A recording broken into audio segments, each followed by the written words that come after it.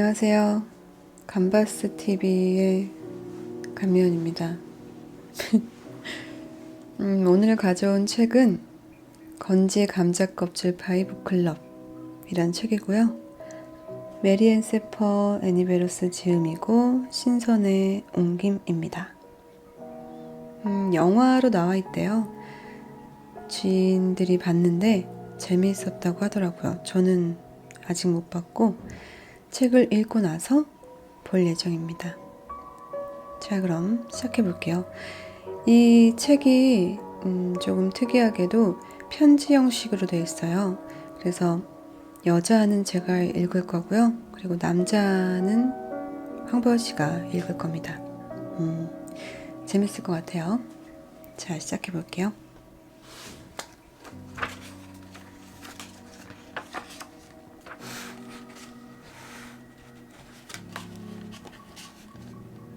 (1월 8일) 잉글랜드 런던 SW1 세인트 제임스 플레이스 21번지 스티븐스 앤 스타크 출판사 발행인 시드니 스타크 귀하.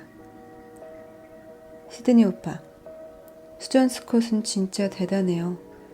우린 그 자리에서 책을 40권도 넘게 팔아치웠답니다. 그것도 엄청 신났지만 나한테는 수전이 준비한 다과가 훨씬 감동적이었어요. 용케도 가루설탕과 진짜 달걀 배고프를 구해서 머랭을 만들었지 뭐예요. 그녀가 준비하는 문화고찬이 늘 이 정도 수준이라면 나는 전국 일주라도 마다하지 않겠어요. 오빠한테 상여금을 듬뿍 받으면 버터도 구할 수 있지 않을까요? 한번 시험해봐요. 돈은 내 인세에서 빼도 좋아요. 이번에는 좀 안 좋은 소식. 새 원고는 어떻게 돼가느냐고 물었죠? 미안해요. 전혀 진행하지 못하고 있어요. 처음엔 영국인의 괴상한 취미를 주제로 글을 쓰려고 했어요. 괜찮을 것 같더라고요. 그런데 그러다 보면 결국 영국 토끼의 우상화에 반대하는 모임에 대해서만 좋게 몇 권 분량을 쓸 수 있어야 하는 거예요. 일단 해충 고지업자 노조가 옥스퍼드 거리에서 비어트릭스 포터 1866년, 1944년 토끼가 주인공인 피터 랩의 시리즈로 유명한 영국의 동화작가를 타도하라 라고 적힌 현수막을 들고 시위하는 모습을 담은 사진을 찾아내긴 했지만 사진 밑에 설명글을 한 줄 붙인 다음에 뭘 더 쓸 수 있겠어요? 쓸 게 없어요. 그게 문제라고요. 더는 이 책을 쓰고 싶지 않아요. 내 머리와 가슴이 도통 원치 않는단 말이에요. 물론 예전이나 지금이나 이지 비커스테프는 나에게 소중하지만 이 필명으로 다른 글을 쓸 마음은 없어요. 더는 속편한 기고가를 알려주고 싶지 않다고요. 알아요. 전쟁 중에 독자들을 웃게 한 것, 최소한 낄낄거리게 한 것이 하찮은 일은 아니란 거. 그래도 이제는 싫어요. 요즘 나는 균형 감각을 잃어버린 것 같아요. 신에게 맹세컨대 균형 감각이 없으면 해학적인 글도 쓸 수 없어요. 그건 그렇고 이지 비커스테프 전장의 가다로 스티븐스 앤 스타크 출판사가 수익을 내서 정말 다행이에요. 전에 쓴 앤 브론테 1820, 1849 모두 작가로 활동한 영국의 브론테 자매 중 막내.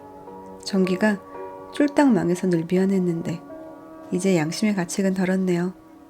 모든 것에 고마워하며 사랑을 담아 줄리엣. 추신 몬터규 부인 1713년 1856년 토머스 칼라일이 런던의 많은 예술계의 인맥을 쌓게 연결해 주었고 제인을 부추겨 토머스와 결혼하게 할 정도로 칼라일 부부와 인연이 깊었으나 훗날 재정적인 어려움을 겪으며 사이가 소원해졌다. 서간집을 읽고 있어요. 이 음침한 여자가 제인 칼라일 1801년 1866년 영국의 사상가이자 역사가인 토머스 칼라일의 아내로 지적이고 현명했으며 훌륭한 내조로 남편의 성공에 결정적인 역할을 했다. 생전에 남긴 수많은 편지가 사후에 서간집으로 출간되기도 했다. 에게 뭐라고 썼는지 아세요? 사랑하는 제인, 누구에게나 천직이 있기 마련이야. 자기는 재미있는 잡글을 쓰는 게 천직이라고.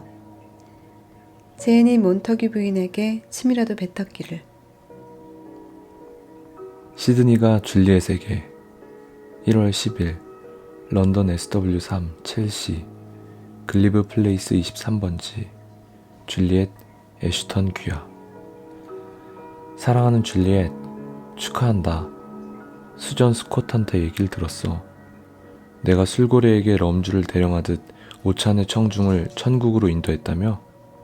그들도 너를 천국으로 데려갔고 말이야. 그러니 다음 주에 떠날 순회 강연은 걱정하지 마라. 나는 단 한순간도 내 성공을 의심한 적이 없다.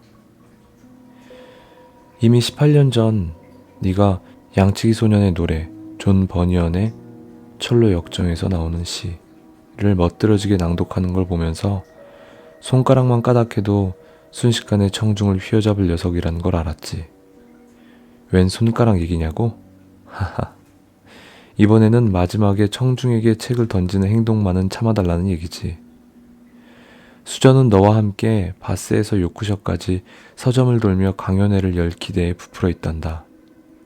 물론 소피는 스코틀랜드까지 와야 한다며 호들갑이고. 난 아주 엄격한 사장 말투로 그건 추후에 결정할 사항이다 라고 얘기했지. 소피는 네가 보고 싶어서 아주 난리다. 그래도 스티븐스 앤 스타크가 그런 개인적인 사정까지 일일이 봐줄 수는 없지. 방금 런던과 런던 근교의 이지 비커스테프 전장에 가다 판매 현황 보고를 받았다. 굉장하구나. 다시 한번 축하한다. 영국인의 괴상한 취미는 신경 쓰지 마라. 6개월을 꼬박 토끼 얘기를 쓴 다음에 관심이 없어지는 것보다는 훨씬 낫지 않니? 상업적으로 꽤 매력있는 주제다만 어차피 내 생각에도 반짝하고는 금세 사라져버릴 이야기거리인 것 같다. 내 마음에 쏙 드는 다른 주제가 떠오를 거야. 떠나기 전에 저녁이나 같이 먹을까? 언제가 좋을지 알려줘. 사랑을 담아 시드니. 추신, 너도 재미있는 잡글을 쓰잖아.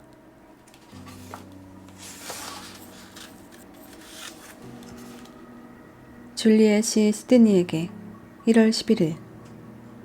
시드니 오빠, 네, 좋아요. 템스강 근처에서 먹을까요? 굴요리와 샴페인, 로스트 비프를 먹고 싶어요. 물론 그런 재료를 갖춘 식당을 찾을 수만 있다면 말이죠. 아님 닭 요리도 괜찮아요. 이지 비커스테프 전장에 가다가 잘 팔린다니 정말 기분 좋네요. 그럼 나는 짐을 싸서 런던을 떠나지 않아도 되는 거죠? 오빠랑 출판사 덕분에 나도 꽤 잘 나가는 작가가 됐으니 저녁은 당연히 내가 사는 거예요. 사랑을 담아 줄리엣. 추신. 청중에게 양치기 소년의 노래를 집어 던진 게 아니에요. 발성법 선생한테 던졌다고요. 정확히 그녀의 발을 조주는 건데 그만 빗나갔지 뭐예요.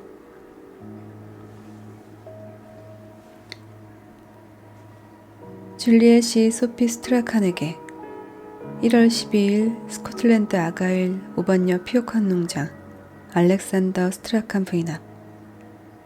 사랑하는 소피, 물론 나도 내가 보고 싶어 죽겠어. 하지만 나는 영혼도 의지도 없는 로봇이잖니. 시드니 오빠가 시키는 대로 바스, 콜체스터, 리즈, 그리고 잘 기억도 나지 않는 별의별 장소에 끌려다니는 중인데 거기서 빠져나와 스코틀랜드로 갈 순 없어. 그랬다간 시드니 오빠가 눈썹을 한껏 끌어내리고 실눈이 된 채로 집요하게 우리들을 졸졸 따라다닐 거야. 오빠가 그럴 때면 완전 고문인 거 너도 알지? 나도 너의 농장으로 몰래 도망쳐서 너한테 마음껏 어리광 피우고 싶어. 내가 소파 위에 발을 올려도 넌 아무 말 안 할 거야. 그치? 오히려 나한테 담요를 둘러주고 따끈한 차를 가져다 주겠지. 내가 너희 집 소파에서 영원히 살겠다고 하면 내 남편이 싫어할까? 참을성이 많은 사람이라는 건 알지만 그래도 귀찮아할 것 같아.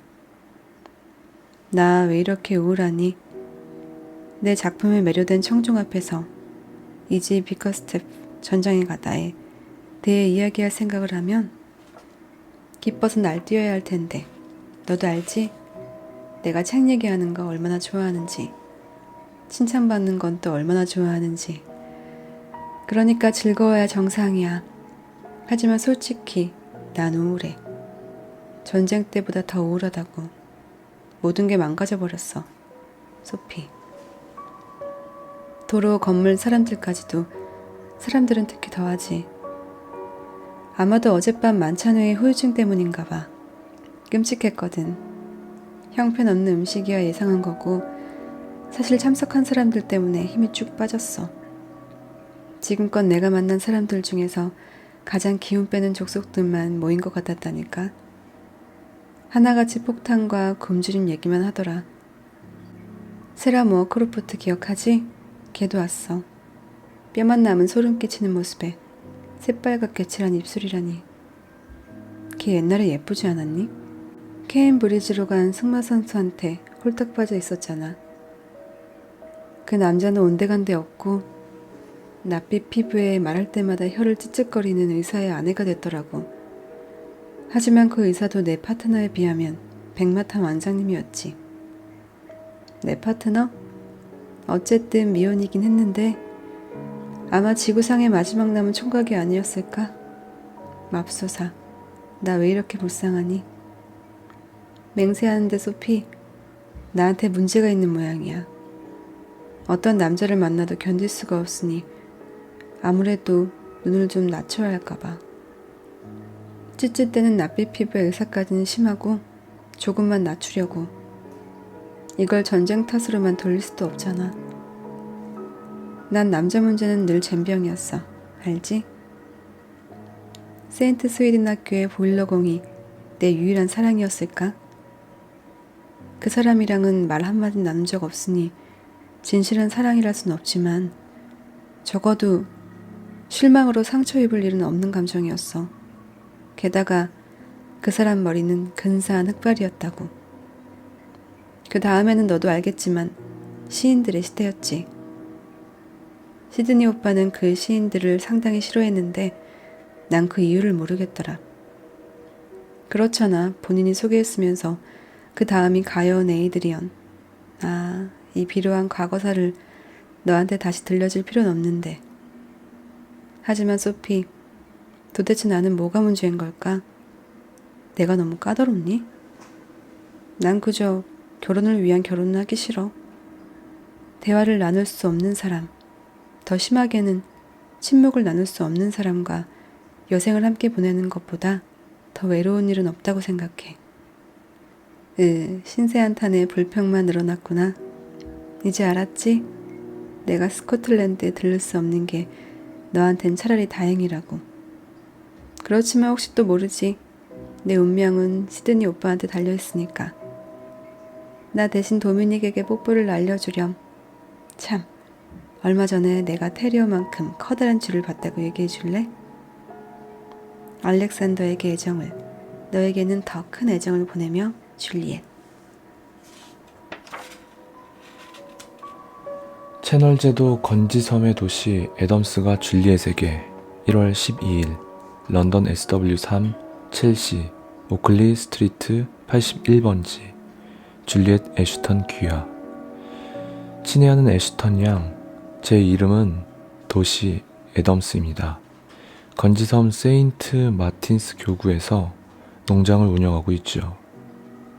제가 당신을 어떻게 아는지 궁금하실 겁니다. 예전에 당신이 갖고 있던 찰스 램의 엘리아스 필 선집이 지금 저한테 있습니다. 앞표지 안쪽에 당신의 이름과 주소가 적혀 있더군요. 돌려 말하지 않고 바로 본론으로 들어가겠습니다. 전 찰스 램의 열렬한 팬입니다. 제가 가지고 있는 책 제목이 선집인 걸로 짐작하건대 작가의 다른 글들도 나와 있다는 얘기 같아서요. 다른 작품이 있다면 당연히 읽고 싶은데 독일군은 건지섬을 떠났지만 남아있는 서점이 하나도 없습니다. 그래서 당신에게 부탁드립니다. 런던에 있는 서점 이름과 주소를 좀 보내주시겠습니까? 찰스 램의 작품을 우편으로 주문하려 합니다. 그리고 혹시 그의 전기가 있는지 궁금합니다. 있다면 서점에 한 권 구해달라고 얘기해 주시겠습니까? 그의 유쾌하고 기지 넘치는 글을 읽다 보니 찰스램이 인생에서 엄청난 슬픔을 겪었을 것 같다는 생각이 들었습니다. 독일군 점령하에서도 저는 찰스램 덕분에 웃을 수 있었습니다. 특히 돼지구이에 관한 글이 압권이지요. 우리 건지감자 껍질 파이 북클럽도 독일군에게는 비밀로 해야 했던 돼지구이 때문에 탄생했습니다. 그래서인지 찰스램이 더 친근하게 느껴지기도 합니다. 성가시게 해서 죄송합니다. 하지만 찰스램에 대해 알지 못하는 것보다는 신뢰를 무릅쓰는 편이 나을 것 같았습니다. 그의 글을 읽다 보니 찰스램과 친구가 된 것 같거든요. 폐가 되지 않기를 희망하며 도시 애덤스. 추신. 제 친구 모저리 부인도 한때 당신의 것이던 소책자를 구입했답니다. 제목은 불타는 떨기나무는 과연 존재했을까? 모세와 십계명을 위한 변론이죠. 모저리 부인은 당신이 여백에 남긴 메모가 마음에 든다고 합니다. 신의 말씀? 아니면 군중 통제의 수단? 어느 쪽인지 결론이 났습니까? 줄리엣이 도시에게 1월 15일 건지섬 세인트 마틴스 교구 라브베 레블레랑스 도시 애덤스 귀하. 친애하는 애덤스 씨, 저는 이제 오클리 스트리트에 살지 않지만 다행히 당신의 편지가 절 찾아왔네요. 제 책도 당신을 찾아갔다니 무척 기쁩니다. 엘리아 스필 선집과 헤어지는 건 참으로 슬프고 아픈 일이었어요. 물론 같은 책을 두 권 가지고 있었고 책꽂이에 둘 공간도 없었지만 그 책을 팔 때는 마치 배신자가 된 기분이었죠. 당신의 편지를 받고 나니 마음이 조금 편안해지는군요. 제 책이 어쩌다 건지섬까지 갔을까요? 아마도 책들은 저마다 일종의 은밀한 귀소 본능이 있어서 자기한테 어울리는 독자를 찾아가는 모양이에요. 그게 사실이라면 얼마나 즐거운 일인지요. 제가 할 수 있는 일이라곤 서점을 뒤지는 것뿐이라서 편지를 받자마자 곧장 헤스팅스 서점으로 갔어요. 몇 년째 단골인 서점이죠. 제가 원하는 책은 물론이고 미처 원하는 줄 몰랐던 책까지 서너 권은 찾을 수 있는 곳이랍니다. 주인인 헤이스팅스 씨한테 당신 얘기를 하면서 상태 좋고 깨끗한, 그러나 희귀본은 아닌 엘리아 스필집 후편을 한 권 구해달라고 부탁했어요. 그분이 우편으로 책과 청구서를 보낼 거예요. 찰스램의 열혈 팬이 또 있다는 사실에 무척 기뻐하셨답니다. 그분이 말씀하시길 E.V. 루커스가 쓴 찰스램 전기가 최고라더군요. 시간은 좀 걸리겠지만 그 책도 구해서 보내주시겠대요. 책이 도착하길 기다리는 동안 제가 드리는 작은 선물을 받아주시겠어요? 찰스램 서간집이에요. 웬만한 전기보다 그에 대해 더 많은 걸 알 수 있을 거예요. E.V. 루커스는 워낙 고상한 사람이라 찰스램의 글 중에서 제가 특히 좋아하는 구절을 빼버렸을 것 같아요. 바로 이거예요. 술, 술, 술, 짠, 짠, 짠, 벌컥, 벌컥, 벌컥, 팽, 팽, 팽, 어질, 어질, 어질, 쾅. 난 결국 구제불능이 되고야 말겠지. 이틀을 내리 술만 들이켜고 있으니 내 도덕관념은 나락으로 떨어지고 신앙심도 희미해져가. 서간집 244쪽에 있답니다. 제가 처음 읽은 찰스램의 작품이 이 책이에요. 이런 말하기 부끄럽지만 이 책을 산 건 브리언트 1784-1859 당대의 문예 흐름을 주도한 영국 문예제 이그제미너 창간자이자 평론가 겸 시인. 가 황태자를 비판한 죄로 감옥에 있을 때 찰스 램이라는 친구가 면회를 갔다는 기사를 읽었기 때문이에요. 그곳에서 찰스 램은 리언트를 도와 감방 천장에 푸른 하늘과 흰 구름을 그려넣었다고 해요. 그 다음에는 벽을 타고 오르는 장미 넝쿨을 그렸고요. 나중에 안 사실인데요. 찰스 램은 친구가 감옥에 있는 동안 리언트 가족에게 돈을 주기도 했대요. 정작 자신은 지독하게 가난했으면서 말이죠. 그리고 헌트의 막내딸에게 주기도문을 거꾸로 읊는 법도 가르쳐줬다네요. 그런 사람에 대해서라면 모든 걸 알고 싶어지는 것도 당연해요. 그래서 제가 독서를 좋아하는 거예요. 책 속의 작은 것 하나가 관심을 끌고 그 작은 것이 다른 책으로 이어지고 거기서 발견한 또 하나의 단편으로 다시 새로운 책을 찾는 거죠. 실로 기하급수적인 진행이랄까요? 여기엔 가시적인 한계도 없고 순수한 즐거움 외에는 다른 목적도 없어요. 책 표지에 피처럼 보이는 붉은 얼룩은 핏자국이 맞아요. 종이칼을 다루다가 그만 방심했어요. 동봉한 엽서의 찰스 램 초상화는 그의 친구인 윌리엄 해즐릿 1778-1830 영국의 평론가 겸 수필가 그린 거예요. 시간이 괜찮으시다면 몇 가지 질문에 답해 주실 수 있나요? 정확히 3가지 질문이에요. 돼지구이 만찬은 왜 비밀에 붙여야 했나요? 돼지구이가 어쩌다 북클럽 창단으로 이어졌죠?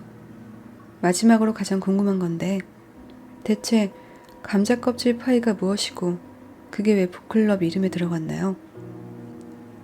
현재 저는 런던 첼시의 글리브 플레이스 23번지에 새를 들어 살고 있어요. 전에 살던 오클리 스트리트 집은 1945년에 폭격으로 무너졌거든요.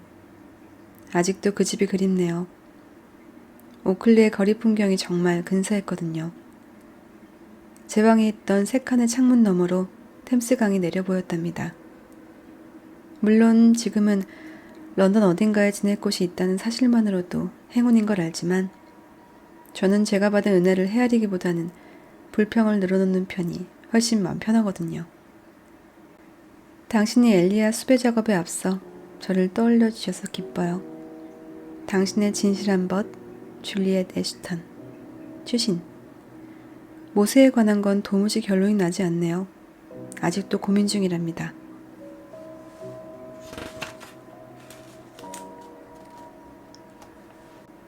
줄리엣이 시드니에게 1월 18일.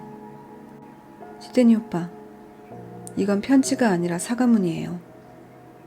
이 집 비커스테프 전장에 가다 기념 오찬회에 대해 불평한 거 죄송해요. 내가 오빠를 폭군이라고 불렀나요? 그 말 취소할게요. 스티븐스 앤 스타크에서 날 런던 밖으로 보내줘서 얼마나 좋은지 몰라요. 바스는 정말 아름다운 곳이에요. 런던에는 시커멓고 침울한 건물밖에 없잖아요. 더 심하게는 한때 건물이란 사실만 알려주는 돌더미밖에 없죠. 그런데 여긴 멀쩡한 흰색 집들이 초승달 모양으로 예쁘게 늘어서 있네요. 석탄 냄새나 먼지가 없는 깨끗하고 신선한 공기를 마실 수 있다는 건 축복이에요. 날씨는 춥지만 런던의 축축한 냉기와는 달라요. 거리의 사람들까지 달라 보인다니까요. 모두 자신들이 사는 집처럼 당당하게 서 있죠. 우중충하고 고부정한 런던 사람들하고는 달라요. 에버 서점에서 열린 다가와에 온 사람들이 아주 즐거워했다고 수전이 말해줬어요. 물론 나도 즐거웠어요. 처음엔 입도 뻥끗 못하다가 딱 2분이 지나니까 말문이 트이던데요. 그 다음부턴 일사천리 정말 즐거운 시간을 보냈답니다. 우리는 내일 콜체스터, 노리지, 킹스린, 브래드포트, 리즈를 향해 떠나요. 사랑과 감사를 전하며 줄리엣. 줄리엣이 시드니에게 1월 21일. 시드니 오빠, 밤기차 여행은 정말 멋져요. 몇 시간을 통로에 서 있을 필요도 없고 군수송 열차가 지나갈 때까지 한참을 기다릴 필요도 없고 무엇보다 창문을 가릴 필요가 없죠. 지나치는 창문마다 불이 켜 있어서 그 안쪽을 훔쳐볼 수도 있어요. 전쟁 중엔 이런 것이 얼마나 그리웠던지. 그때는 우리 모두가 각자 파놓은 굴로 뿔뿔이 흩어지기 바쁜 두더지가 된 것 같았죠. 그렇다고 날 무슨 관원증 환자쯤으로 생각하지 말아요. 그러면 침실을 엿봤겠죠.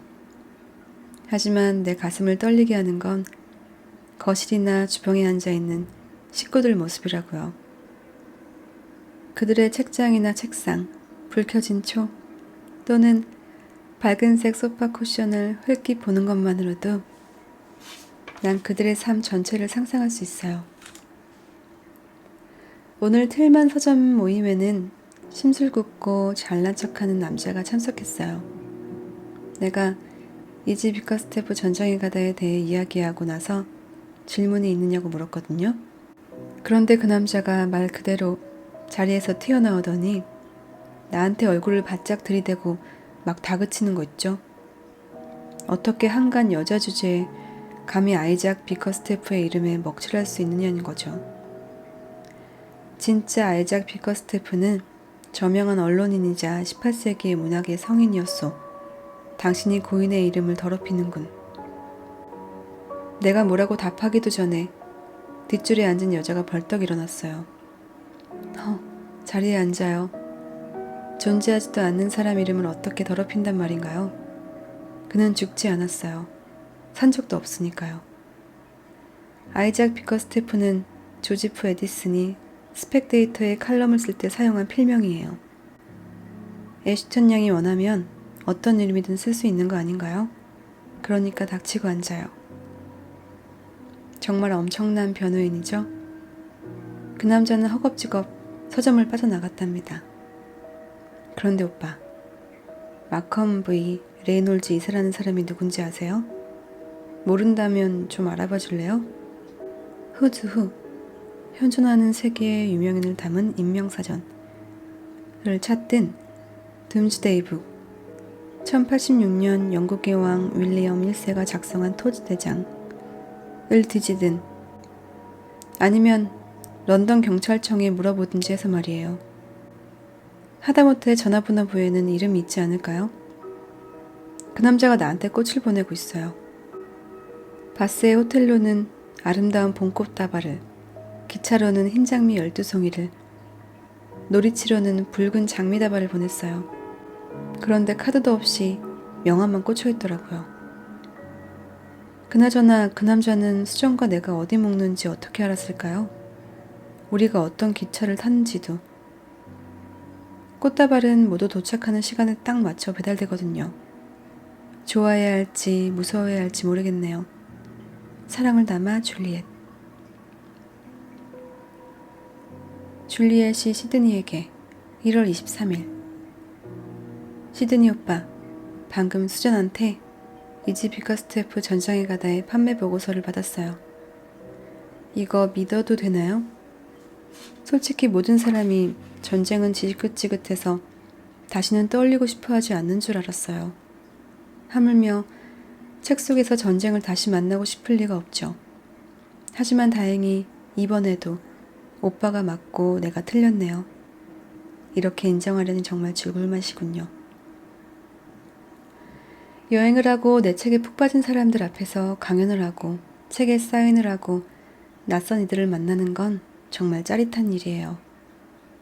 강연회에서 만난 여성분들이 직접 겪은 전쟁 이야기를 들려줬는데 칼럼을 다시 쓰고 싶다는 생각마저 들었다니까요.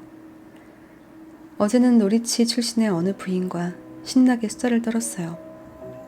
그분에겐 10대 딸이 넷이나 있는데 큰딸이 지난주에 사관학교 다과회에 초대를 받았대요. 소녀는 가장 좋은 드레스를 차려입고 깨끗한 흰장갑을 낀 채 파티장으로 향했죠. 입구에 들어서자마자 소녀의 눈에 들어온 건 내부를 가득 메운 사관 생도들의 빛나는 얼굴이었어요.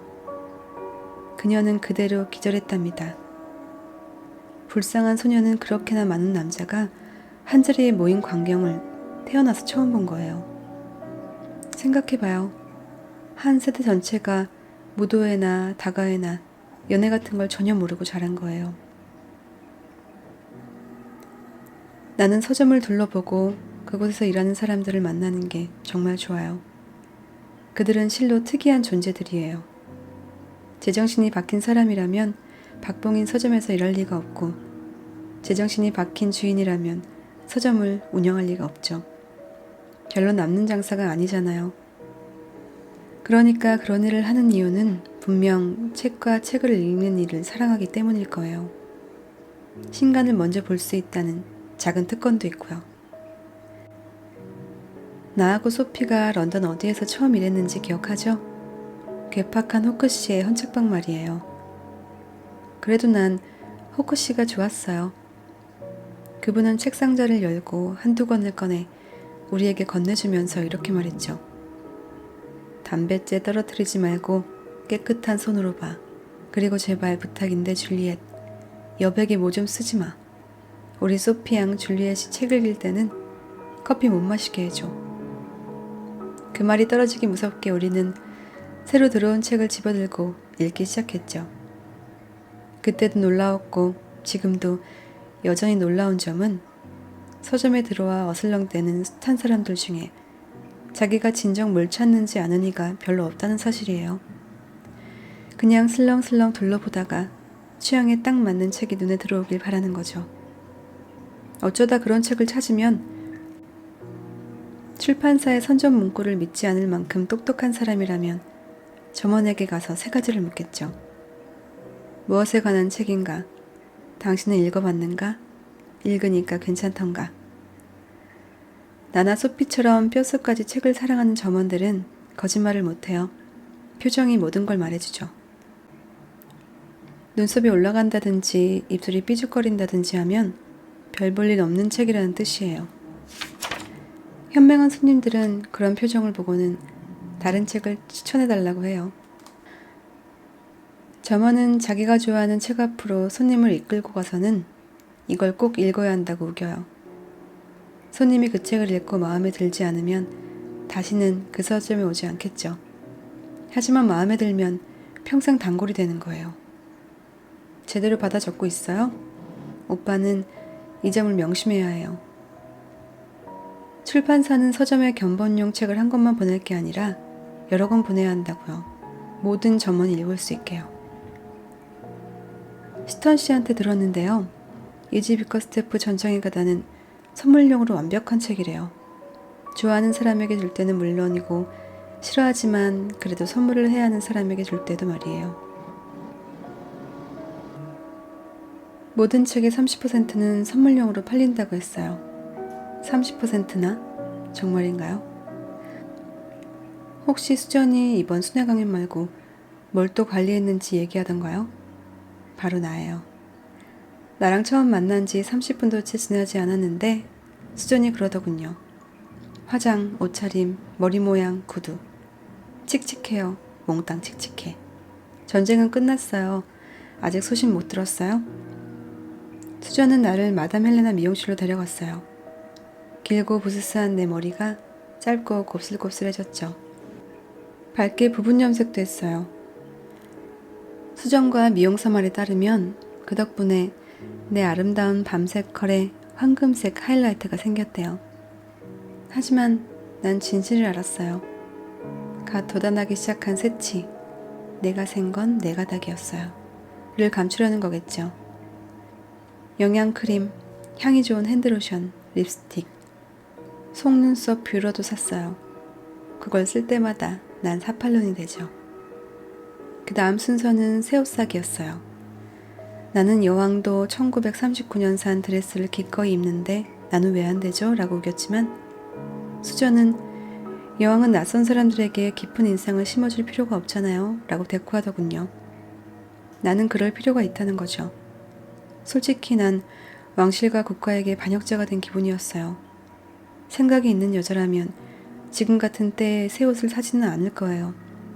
하지만 옷을 갈아입고 거울을 보는 순간 그런 생각은 모두 사라졌어요. 4년 만에 처음 산 정장인데다 얼마나 근사하던지. 잘 익은 복숭아 색에 움직일 때마다 예쁘게 주름이 잡힌다고요. 전문 말로는 이 옷이 프렌치 시크 스타일이래요. 그 옷을 입으면 나도 프렌치 시크 스타일이 된다는 거예요. 그래서 샀죠 뭐. 새 구두 쇼핑은 뒤로 미뤄야 했어요. 그 옷을 사느라고 1년치 의류 배급표를 거의 써버렸거든요. 수전, 그리고 새로운 머리 모양, 새 화장품으로 꾸민 얼굴, 새 옷이 생긴 이상 나는 더 이상 허술근하고 추레한 32살 촌딱이 아니에요. 발랄하고 세련된 오뜨끼뚜르. 프랑스에서는 최신 고급 의상을 이렇게 부른대요. 로 쫙 뺀 30살처럼 보인다고요. 새 옷과 구두 얘기가 나와서 말인데 전쟁 중일 때보다 전쟁이 끝난 지금 배급제가 더 엄격한 게 놀랍지 않아요? 유럽 전역의 수십만 인구가 음식과 집과 옷이 필요하다는 건 알지만 그중 상당수가 독일인이라고 생각하면 사실 좀 분해요. 여전히 어떤 책을 쓰고 싶은지 모르겠어요. 그래서 우울해지기 시작했어요. 혹시 뭐 좋은 아이디어 없어요? 지금 내 기준으로는 꽤 북쪽에 있으니까 오늘 밤 소피에게 장거리 전화를 하려고 해요. 동생에게 전할 말 있어요? 매제에게 할 말은요? 조카에게는? 이렇게 긴 편지는 처음 써봐요. 답장은 이렇게 길게 하지 않아도 돼요. 사랑을 담아 줄리엣. 수전 스콧이 시드니에게 1월 25일. 사장님, 신문 기사는 믿지 마세요. 줄리엣은 체포되지 않았고 수갑을 차지도 않았어요. 브래드포트식 경찰관에게 잔소리를 좀 들었을 뿐이에요. 경찰도 웃음을 참느라 애쓰는 게 보일 정도였다고요. 줄리엣이 길리 길버트의 머리에 차 주전자를 집어던진 건 사실이지만 그의 주장처럼 화상을 입힌 건 아니에요. 차는 이미 식었으니까요. 게다가 주전자에 정통으로 맞은 게 아니라 살짝 스친 정도였다고요. 오죽하면 호텔 지배인이 우리가 주전자 값을 물겠다는데도 괜찮다고 했겠어요? 약간 찌그러졌을 뿐이거든요. 그래도 길리 길버트가 하도 소리를 지르며 난리를 쳐서 어쩔 수 없이 관할 경찰에 연락한 거예요. 책임은 전적으로 저한테 있어요. 길리의 인터뷰 요청을 거절했어야 하는데 그는 런던 휴 앤드 크라이의 잡지사 기자예요. 번지르르한 헛소리만 짓거리는 벌레처럼 징그러운 인간이죠. 그 인간과 그 잡지사는 스펙테이터와 이지 비커스테프 칼럼 그리고 줄리엣의 성공을 지독하게 질투해요. 그걸 다 알면서도 인터뷰 요청을 거절하지 못한 제 잘못이죠 뭐. 자초지종은 이래요. 우리는 브래디 서점에서 열린 출판업자 파티에서 호텔로 막 돌아온 참이었어요. 줄리엣을 위한 자리였죠. 둘 다 꽤 피곤했지만 뿌듯한 마음으로 라운지에 들어서는데 길리 그 인간이 의자에서 벌떡 일어나 다가오더라고요. 그러더니 잠깐만 시간을 내서 인터뷰를 해달라고 조르잖아요. 우리의 자랑 예스턴 양, 아니 영국의 자랑 이지 비커스테프라 불러야 하나요? 라면서 알랑방귀를 끼어대는 게 그때 불길한 예감이 딱 왔어야 하는데 미처 눈치채지 못했어요. 그땐 그저 어디든 앉아서 따끈한 크린티 한 잔과 함께 줄리엣의 성공을 축하하고 싶었거든요. 그래서 인터뷰에 응했어요. 처음에는 순조롭게 잘 나가나 했는데 길리가 이상한 질문을 하면서 꼬이기 시작했어요. 당신도 말하자면 전쟁 과부인 셈이잖아요. 아니면 전쟁 과부가 될 뻔했다는 게 더 정확하겠네요. 원래 롭 타트리 중리와 결혼하게 돼 있었죠? 결혼식 준비도 마친 상태였다던데 맞죠? 줄리엣은 죄송하지만 길버트 씨 무슨 말씀이신지 라고 말했어요. 줄리엣이 얼마나 예의 바른지 사장님도 아시죠? 내 말이 틀렸다는 건가요? 당신과 타트리 중이는 결혼 허가서를 신청했어요. 당신이 직접 첼시 등기소에 결혼식 예약도 했고요. 1942년 12월 13일 오전 11시로 말이죠. 리치 호텔에 필요한 예약도 했죠. 그런데 결혼식 당일 당신은 나타나지 않았어요. 이 모든 정황으로 볼 때 당신은 결혼식장에서 다트리 중위를 쳐버렸고 그 불쌍한 친구는 하객들 앞에서 온갖 창피를 당하고 시련의 상처를 안은 채 범하로 파견되어 석 달 뒤 전사한 거죠. 저는 일어섰어요. 입이 다물어지지 않더라고요. 속수무책으로 멍하니 줄리엣을 바라봤죠. 그래도 줄리엣은 이성을 잃지 않으려 애쓰더군요. 결혼식장에서 차버린 게 아니에요. 하루 전날 얘기했어요. 그리고는 그는 창피를 당하지 않았어요. 오히려 해방된 거죠. 전 결혼 자체를 원하지 않는다고 담백하게 얘기했어요. 길버트 씨, 제 말은 사실입니다. 그 사람은 나를 잊고 행복한 상태로 떠났어요. 홀로 배반의 상처를 안고 배에 올라탄 것도 아니에요. 곧바로 CCB 클럽으로 가서 벌린다 트와이닝과 밤새 춤을 췄다고요. 길리도 놀란 것 같긴 한데 그렇다고 물러서지는 않더군요.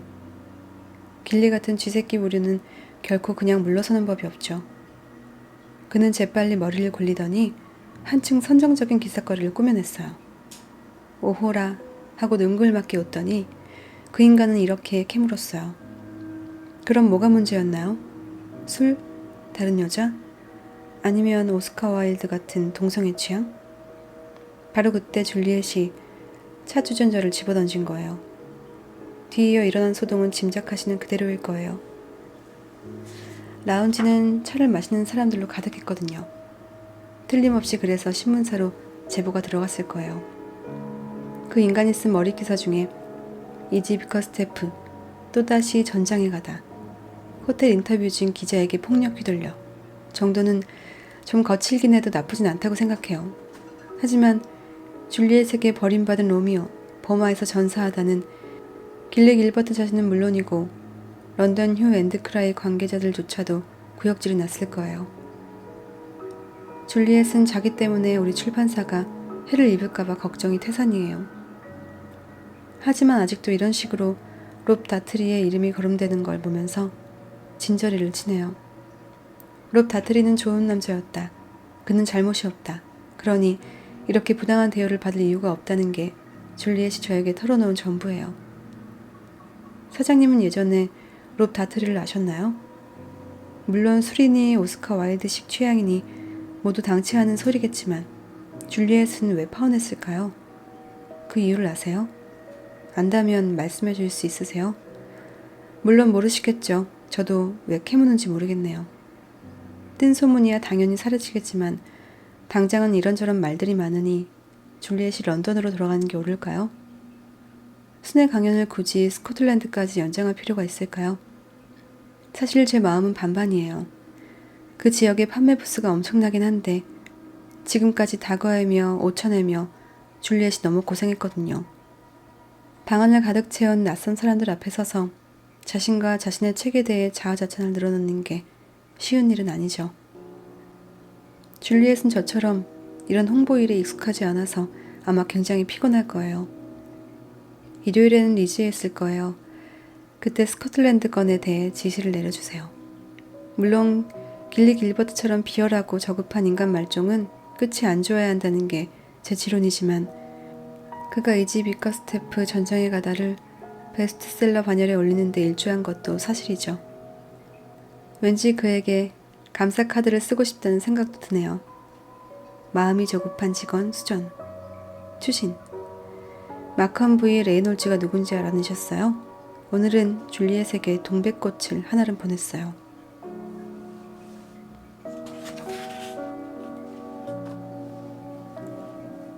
줄리엣이 시드니에게 보낸 전보. 오빠와 출판사에 피해를 끼쳐서 정말 죄송해요. 애정을 담아 줄리엣. 시드니가 줄리엣에게 1월 26일 리즈 시티스퀘어 퀸즈 호텔 줄리엣 애슈턴 귀하. 사랑하는 줄리엣, 길리 일은 걱정하지 마라. 출판사가 피해 입을 일도 없다. 솔직히 나는 차가 뜨겁지 않았고 네가 좀 더 아래로 조준하지 않았다는 사실이 유감일 뿐이야.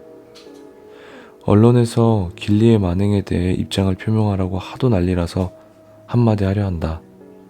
걱정할 것 없다. 롭다트리나 네 이야기가 아니라 이 부패한 시대의 언론에 대해 얘기하려는 거니까. 방금 수정과 통화하면서 스코틀랜드 건을 논의했다. 소피가 날 죽이려 들겠지만 가지 않는 게 좋겠다고 결론을 내렸다. 이지 비커스테프 전장에 가다 판매 부수는 계속 늘고 있다. 쭉쭉 올라가는 중이지. 나는 네가 런던으로 돌아와야 한다고 생각한다. 타임즈가 특별판에 네 원고를 싣고 싶다더구나. 3부작 연속 특집 중 하나를 맡아달래. 주제는 그쪽에서 너한테 직접 알려주겠지만 3가지 사항은 지금 알려줄 수 있다. 첫째, 그들은 이지 비커스테프가 아닌 줄리엣 애슈턴이 쓴 글을 원한다. 둘째, 주제는 진지한 거야. 마지막으로 원고료 말인데 1년 내내 매일 싱싱한 꽃으로 아파트를 장식하고 세틴 퀼트 침대 커버도 사고 진짜 가죽 구두도 한 켤레 살만한 액수다. 물론 구할 수 있다면 말이지만 배급표가 필요하면 내 것을 써도 돼. 타임즈 원고 마감은 늦봄까지라니까 새로 쓸 책을 구상할 시간도 충분할 거야. 이런저런 이유로 너는 속히 런던으로 돌아와야 해. 사실 가장 큰 이유는 내가 너를 보고 싶어 한다는 거지만. 이제 마컴 V, 레이놀즈 2세 이야기를 해볼까? 그 사람이라면 내가 잘 안다. 그리고 둠즈 데이북은 도움이 안 돼. 그는 미국인이거든. 한때 미국의 제지 공장을 독점했고 지금은 대부분을 소유한 마컴 V, 레이놀즈 1세의 아들이자 상속인이지. 레이놀즈 2세는 예술가 기질이 다분해서 손을 더럽혀가면서 종이 만드는 일을 하지는 않아. 대신 종이 위에 인쇄를 하지. 그는 출판업자야. 뉴욕 저널, 워드, 뷰 등의 잡지사가 다 그의 소유이고 규모가 작은 잡지사들도 여럿 가지고 있어. 공식적으로는 뷰, 런던 지사를 열기 위해 여기 왔다지만 들리는 소문으로는 단행본 사업에도 뛰어들 계획이라더군. 미국 시장의 밝은 전망과 불을 미끼로 영국 최고의 저자들을 낚아보려고 온 거지. 그의 술책에 장미니 동백꽃이니 하는 게 포함된 줄은 몰랐다만 딱히 놀랍지도 않다. 그 남자는 우리가 뻔뻔함이라 부르고 미국인들은 진취적 기상이라 부르는 특성이 넘쳐나는 사람이야. 직접 만날 때까지 두고 보렴. 너보다 강한 여성들도 굴복시키는 재주가 있는 사람이다. 내 비서를 포함해서 말이야. 실은 그에게 네 일정과 주소를 가르쳐준 게 내 비서였다. 그 멍청한 여자는 레이놀즈를 엄청 근사한 정장을 입고 수채화를 입은 로맨틱한 신사로 봤다는구나. 맙소사. 기밀 누설이 뭔지도 모르는 여자를 비서로 앉혔다니. 그래서 해고해버렸다. 줄리엣, 레이놀즈 2세가 너를 노리고 있다. 내가 그 남자랑 결투를 해야 하는 거냐? 분명 내가 죽을 테니 결투 따윈 단념하련다. 우리 소중한 줄리엣, 나는 밝은 전망과 부는커녕 버터 조각 하나 보장해줄 수 없다. 하지만 너는 스티븐슨 스타크 출판사, 특히 시드니 스타크가 가장 아끼는 작가야. 너도 알지? 돌아오는 날에 저녁 같이 먹을까? 애정을 담아, 시드니.